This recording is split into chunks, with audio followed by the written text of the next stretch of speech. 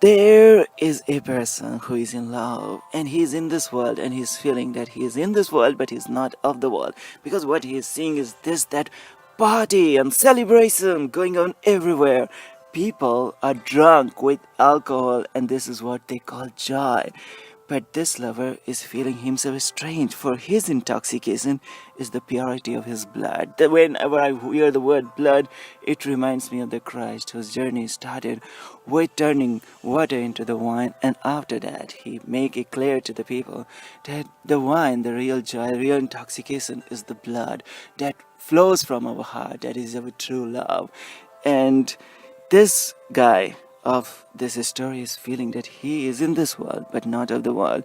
That where is his lovely morning and where are his innocent evenings of this life? That it must be a new world, that it must be a new culture, that he is a man of no Jobse, of eternal love. That before Abraham was born, I am, says Jesus Christ.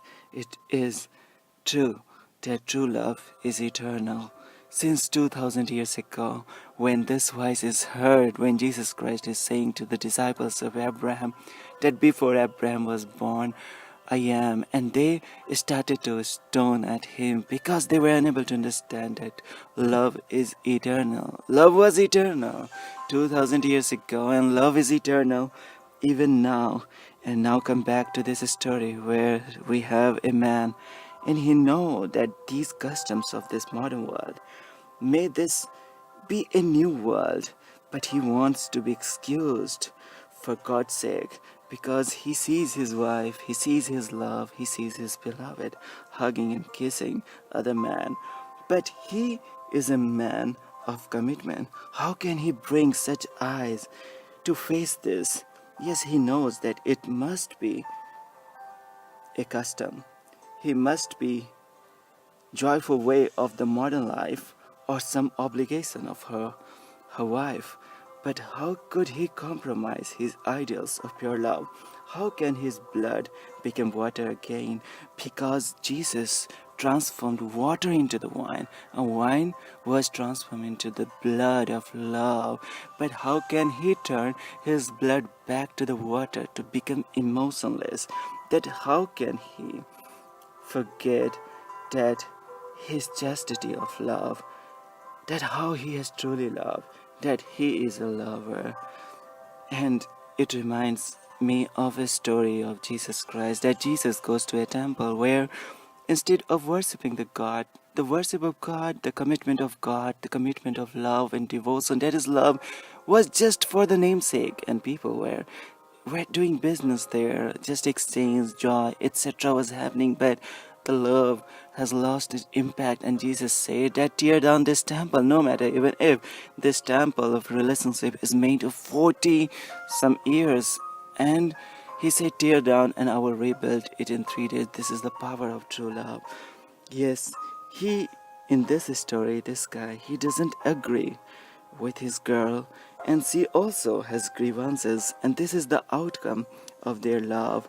And now it reminds that the girl in this story is a metaphor for the world in which we live, and the guy in this story is Christ, the Christ consciousness, the Christ love, the Christ as a person, the Son of Man. How who wanted this earth, that is this world, and the heaven of heaven of the Father that he represents from his Father. He wanted them to get married and unite, but has ever earth and heaven married here?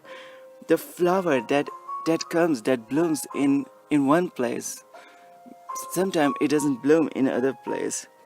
In her high society, this tradition, he finds no home while he misses his small home.